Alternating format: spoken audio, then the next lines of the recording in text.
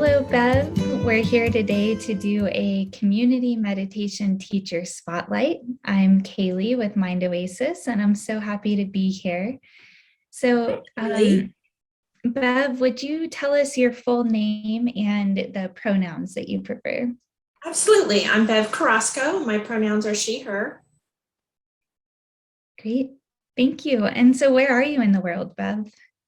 I live in New Mexico and now I live in the southwestern part. Well, kind of, but I just relocated here in August. Wonderful. And where are you right now? Are you at home? Are you at work? Right now I'm in an apartment and so this is home for now. Great. And who do you live with in your home? What does your home look like? So right now it's me. My spouse lives on the other side of the state in the southeastern corner. And my kiddo lives here in Las Cruces, but at the university. And you have a dog, correct? You have a dog. So he's really my grandpup, and he just got accepted to go to the university with my kiddo. And so he's like the big dog on campus, and he is so proud of himself. It's so funny. So we kind of share a little bit of, depending on what workload is or our schedules. And so he didn't get accepted for the first couple months. So I had the pleasure of having him here with me. And so we've spent some time together exploring new parks and trails, and it's been fun. So fun. Nothing like a dog to help you explore a new area.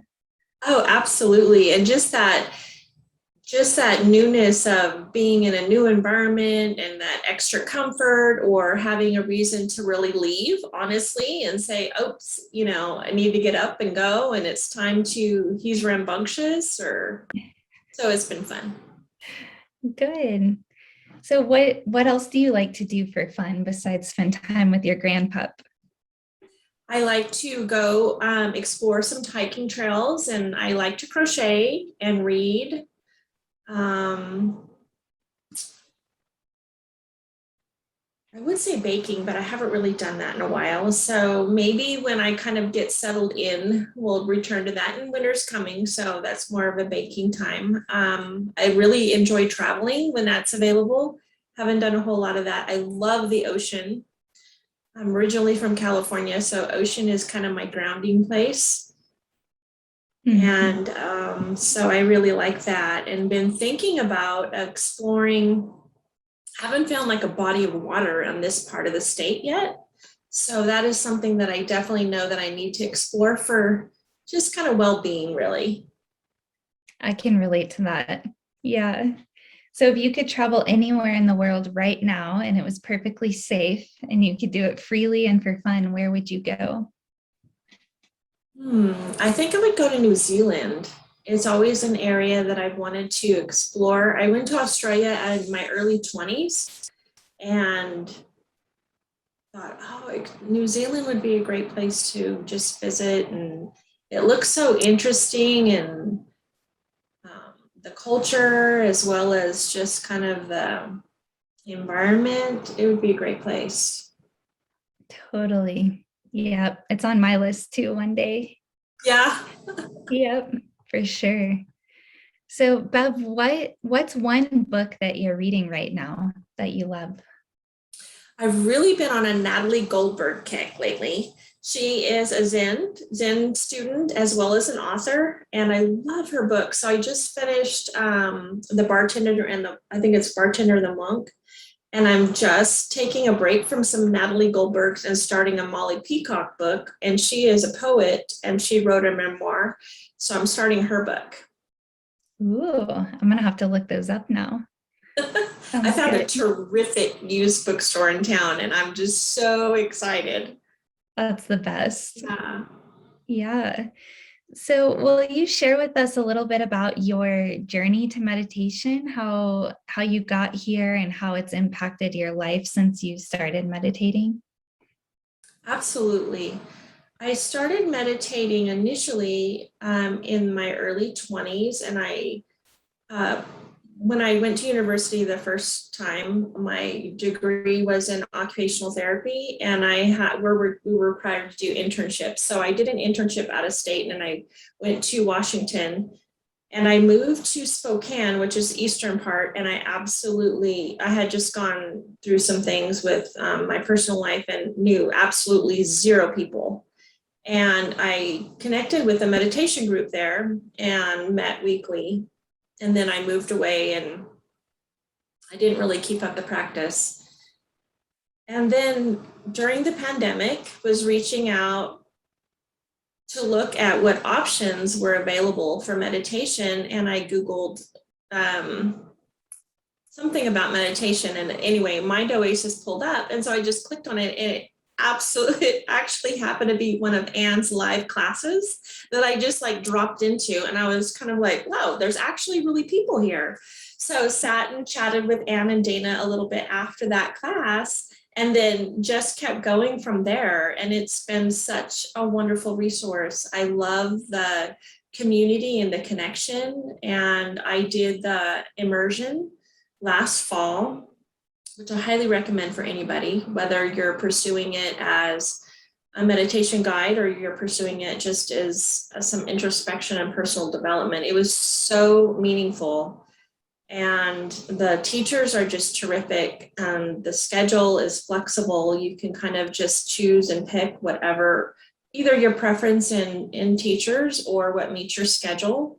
I enjoy guiding. I enjoy the other teachers, and I look forward to seeing who's going to be on a class. You know, you connect with people and kind of wonder like, hey, how are they doing and how'd that turn out for them? And so it's just been so incredible.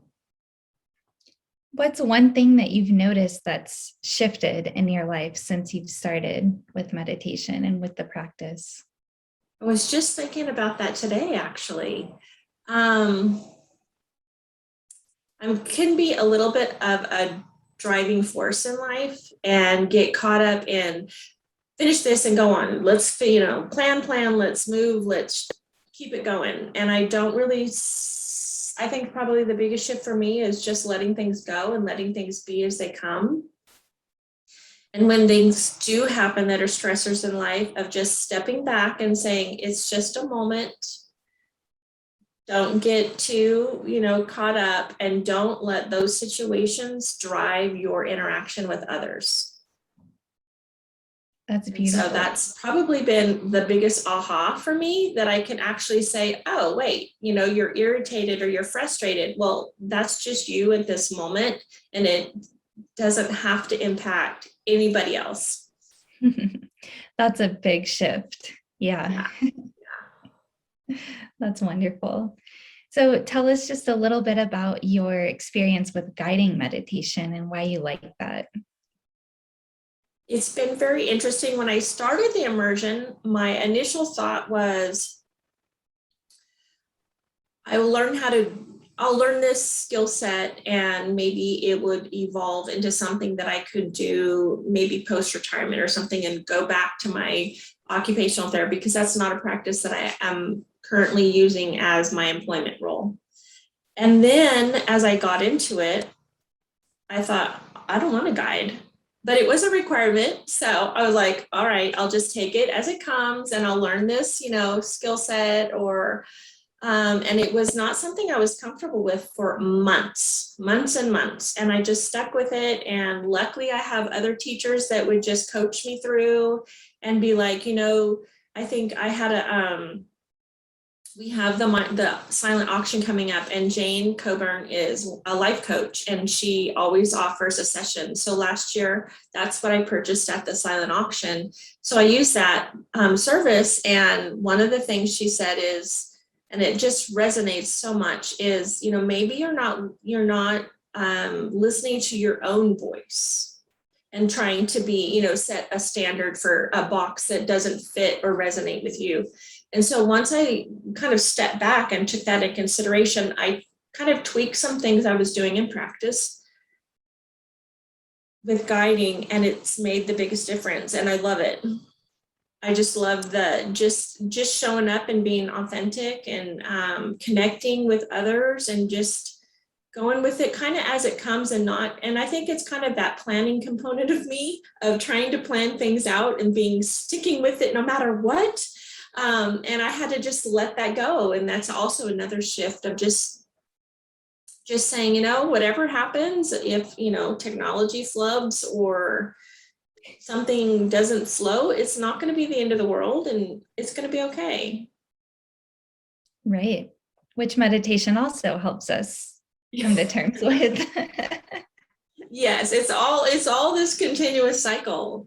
We think we do things for life for one reason, and that's really sometimes not how it pans out. And I just think that whole shift of just letting things be, and we always have to have goals and expectations and things that we're working toward, but it doesn't have to be so rigid that we miss some moments that come to us.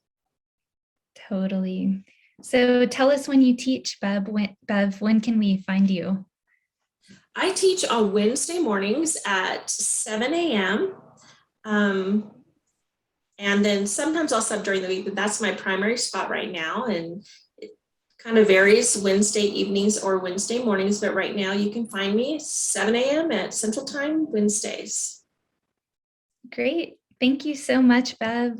It's great getting to talk with you. It was great. And just everybody needs to participate. Mind Oasis is terrific. Yay. Thank you so much. Talk to you later. Okay. Have a great rest of your day. You too. Bye. Bye.